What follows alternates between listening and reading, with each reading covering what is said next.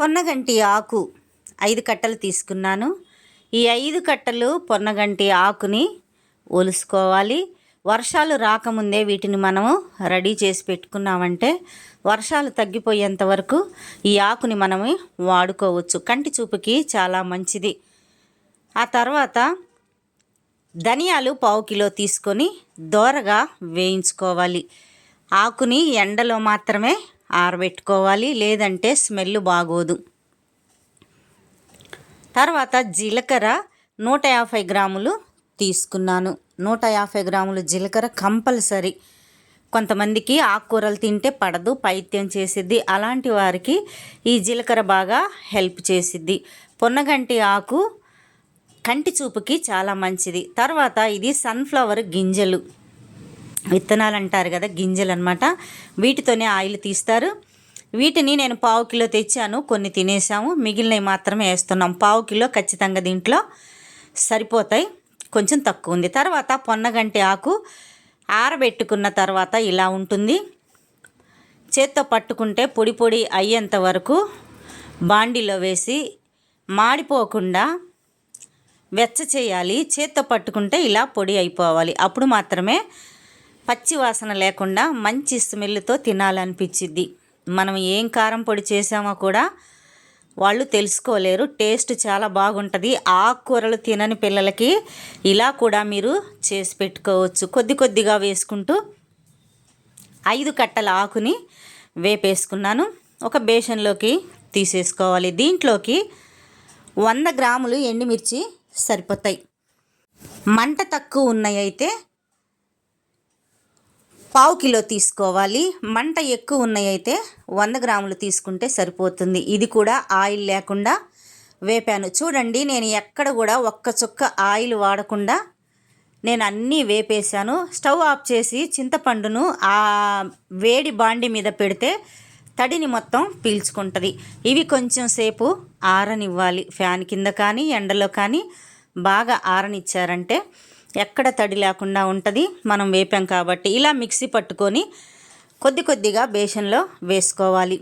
మొదటిగా ఎండుమిర్చి వేసాను. తర్వాత ఈ ఆకును కూడా కొద్ది కొద్దిగా ఇలా మిక్సీ పట్టేసి బేషన్లో కలుపుకోవాలి. తర్వాత జీలకర్ర, ధనియాలు ఇవి కూడా ఇందులో వేసుకొని ఒకసారి కలుపుకోవాలి బాగా.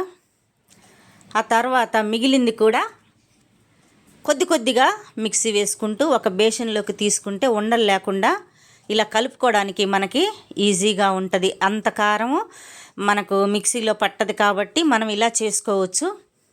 హెల్త్కి చాలా మంచిది. పొన్నగంటి ఆకుకూర కంటికి చాలా మంచిది. ఇగురు కూరల్లో ఇది 1 స్పూన్ వేసుకున్నారంటే పిల్లలకి మీరు కంటి చూపుకి సంబంధించిన ఆహారం మీరు అందించినట్టే. ప్రతిరోజు కూరల్లో వాడుకోవచ్చు.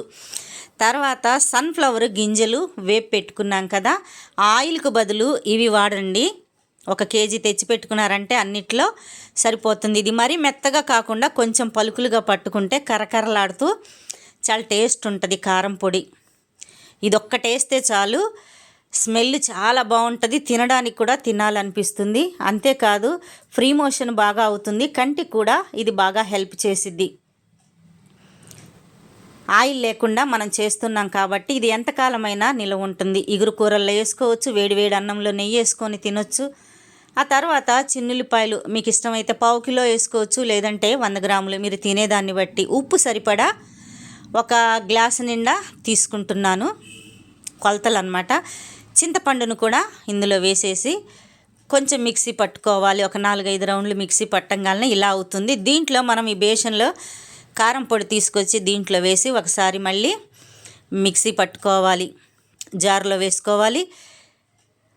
టేస్ట్ చాలా బాగుంటుంది. సంకట్లో బాగుంటుంది. దోశ, ఇడ్లీ, అన్నం, చపాతీ అన్నిట్లో బాగుంటుంది. ఇలా పట్టుకున్న తర్వాత బేషన్లో వేసి చేత్తో అయినా కలుపుకోవచ్చు, లేదంటే గరిటె సహాయంతో అయినా మీరు కలుపుకొని బాగా ఆరిన తర్వాత మాత్రమే దేంట్లో అయినా ఒక గాజు దాంట్లో కానీ లేదా ప్లాస్టిక్ది అయినా సరే తడి లేకుండా చూసుకొని మీరు పెట్టుకున్నారంటే ఎంత కాలమైనా నిల్వ ఉంటుంది. అంతేకాదు మీరు ఎవరికైనా పంపించుకోవాలి, అమెరికాలో ఉన్నారు, ఆస్ట్రేలియా ఉన్నారు అంటుంటారు కదా, అలాంటి వాళ్ళకు కూడా ఇది బాగా హెల్ప్ అవుతుంది. కంటికి చాలా చాలా మంచిది. మీ పిల్లలకు అందించండి. తర్వాత ఇలా మొత్తం తీసి పెట్టుకొని తడి తగలకుండా చూసుకుంటే ఎన్ని సంవత్సరాలైనా నిలవ ఉంటుంది, అస్సలు పాడు కాదు. అన్నిట్లో వాడుకోవచ్చు, అన్నిట్లో వేసుకొని తినొచ్చు.